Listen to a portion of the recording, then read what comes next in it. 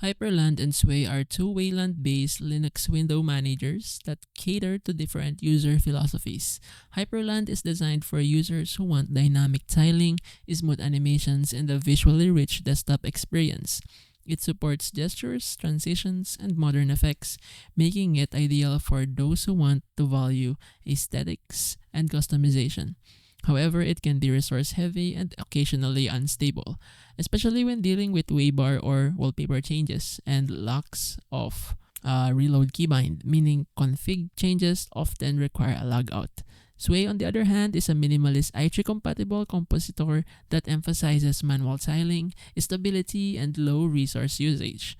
It's perfect for keyboard-centric workflows and production environments, offering instant config reloads and predictable behavior. While it lacks Hyperland's visual flair, it excels in reliability and simplicity.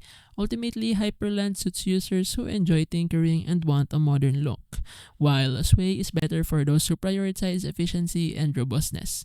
Both are actively developed and deliver solid Wayland experiences, but your choice depends on whether you prefer dynamic visuals or streamlined control.